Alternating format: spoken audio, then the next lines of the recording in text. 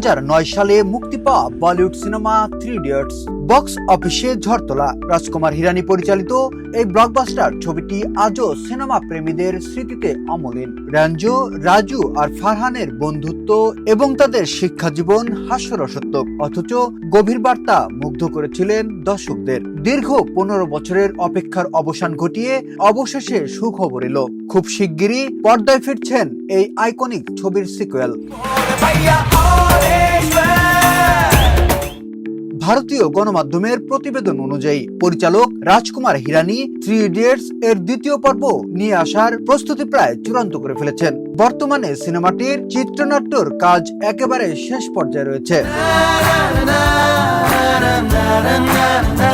Casting এ বড় চমক। ভক্তদের জন্য সবচেয়ে বড় স্বস্তির খবর হলো সিকুয়েলে কাস্টিং এর কোনো পরিবর্তন আসছে না, অর্থাৎ 15 বছর আগের সেই চেনা মুখগুলোকেই আবার নতুন গল্পে দেখা যাবে। আগের মতোই রাঞ্জোর ভূমিকায় থাকছেন আমির খান এবং তার বিপরীতে পিয়া শাস্ত্রবুদ্ধি চরিত্রে দেখা যাবে কারিনা কাপুরকে। অন্যদিকে রাঞ্জোর দুই প্রিয় বন্ধু রাজু রস্তগি ও ফারহানের চরিত্রে ফের জুটি বাঁধছেন যথাক্রমে শর্মন যোশী ও আর মাধবন। গল্প কোথা থেকে শুরু? প্রথম ছবির শেষে নিজের বিয়ের আসর থেকে পালিয়ে এলে লাদাখের গ্যাংগং হ্রদের পারে রাঞ্জোর সঙ্গে 7 পাকে বাধা পড়েছিলেন পিয়া। সিকুয়েলের গল্প সেখান থেকে শুরু হচ্ছে কিনা তা নিয়ে দর্শক মহলে জল্পনা থাকলেও এটি নিশ্চিত যে 3 বন্ধুর জীবনে নতুন কোনো অ্যাডভেঞ্চার অপেক্ষা করছে। আর তার সঙ্গে রাজকুমার হিরানির স্পেশাল হিউমার তো থাকছেই।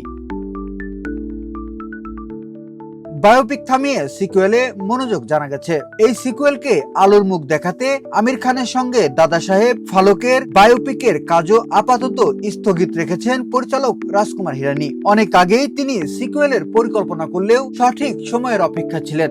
অবশেষে সেই অপেক্ষার অবসান ঘটিয়ে আগামী 2026 সালেই পর্দায় ফিরতে চলেছে আমির, কারিনা ও শর্মন ও মাধবনের পুরো দল। বিনোদন ডেস্ক, শোবিজ 24।